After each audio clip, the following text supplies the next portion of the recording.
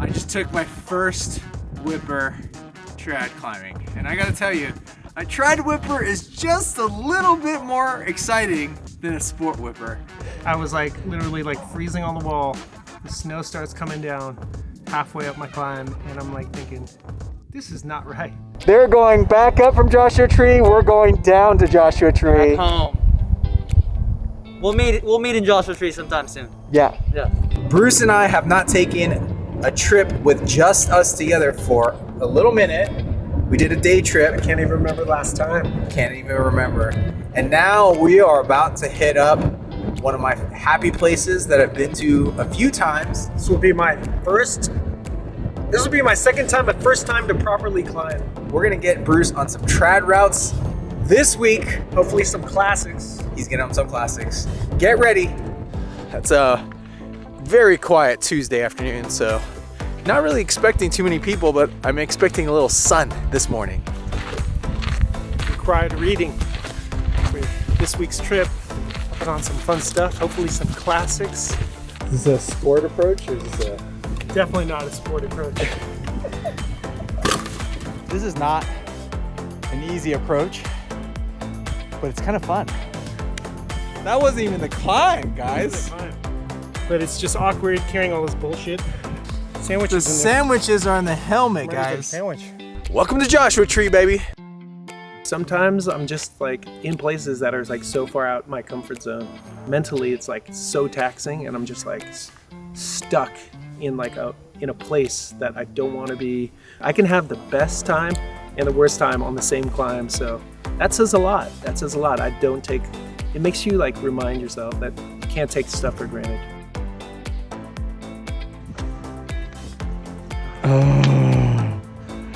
I've been to more countries with Bruce than I have with anybody else.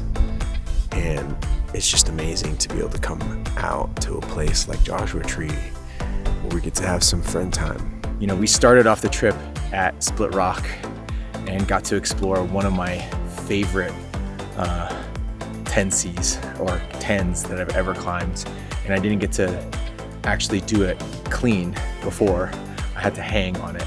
So this time I got to send Rubicon 10C, which in Joshua Tree, 10Cs are hard, okay? Like I know that all the rock climbers out there that are like gym rock climbers like 10C, that's so easy. No, you try coming out to Joshua Tree and climbing a 10C. A fucking 5'9" is like climbing an 11A in the gym, at least. Like maybe 11D sometimes.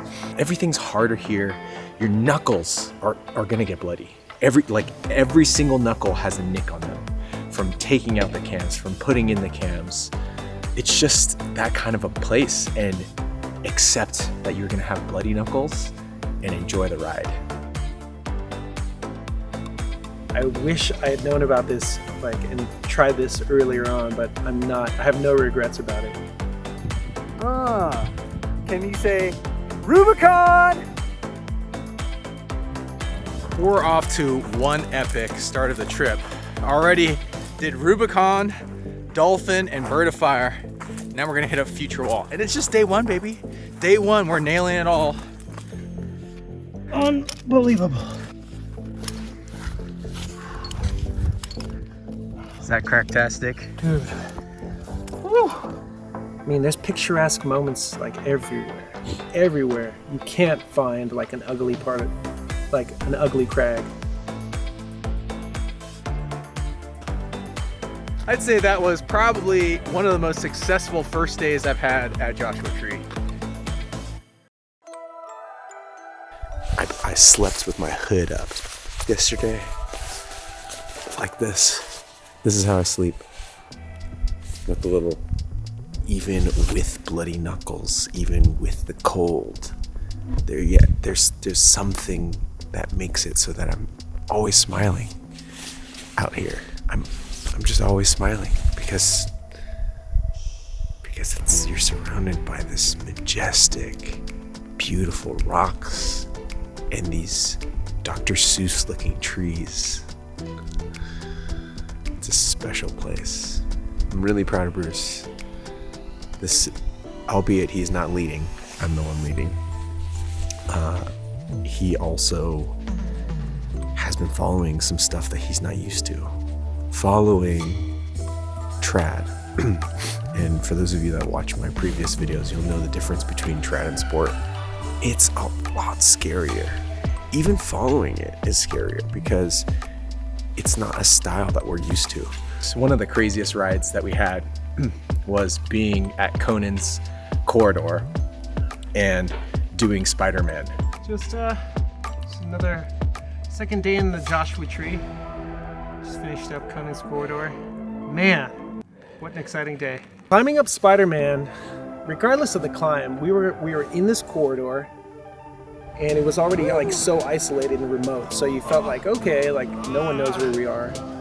Like in a situation where I needed to get help, like who would come save us? First we did Colorado Crack, which is a beautiful 5.9. And I was like going up there feeling super cocky. And I was like, okay, Spider-Man 10A, 3-star, let's do this shit.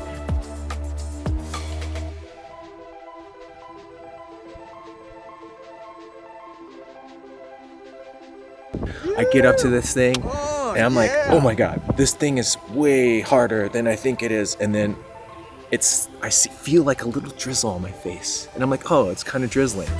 And of course my foot slips and I do a 20-foot whipper and I'm not filming it, which is the worst part of this whole thing. I'm like, no, I didn't get a 20-foot whipper on camera, why? Man, what an exciting day. I was like literally like freezing on the wall. The snow starts coming down halfway up my climb and I'm like thinking, this is not right. After I topped out the climb, it started snowing and the snow was heavy. The weather turns foul. It doesn't just start raining on us, it starts snowing. And I'm halfway up this climb. Harry's probably freezing at the top because he didn't bring up a jacket. Can you say wow?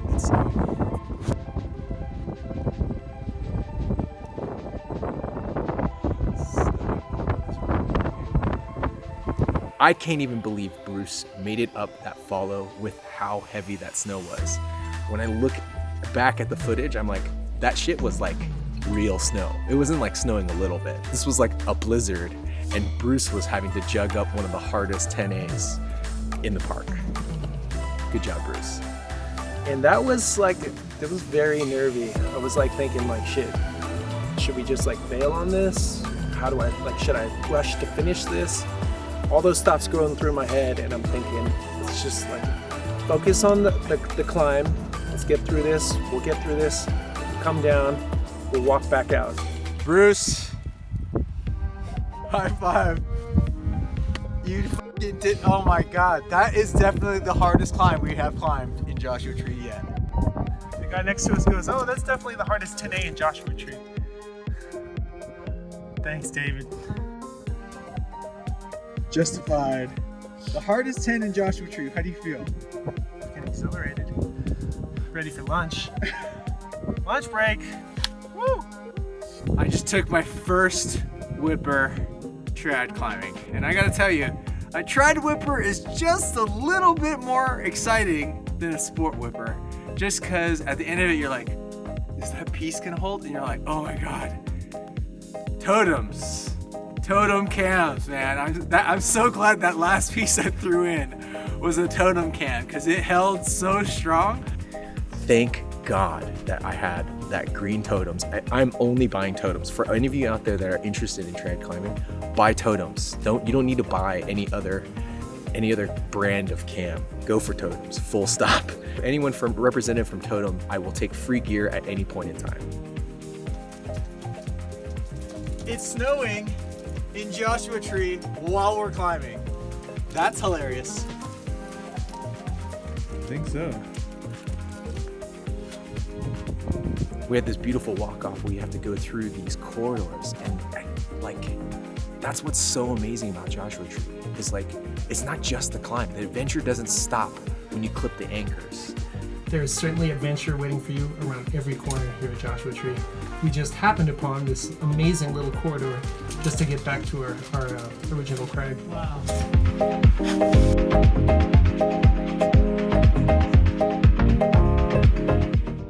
This is definitely epic. If you want an adventure, come out to Conan Corridor.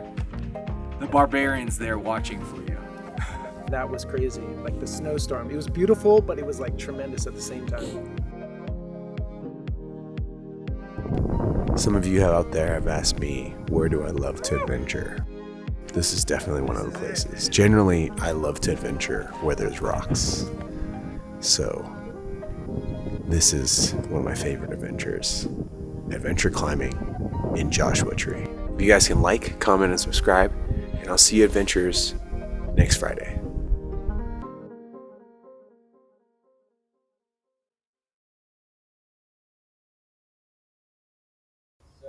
This alley has saved my hands. I've actually have both of these.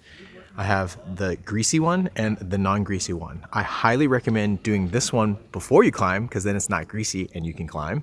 And then you use this one, and that's the after climbing one. And you can see my knuckles.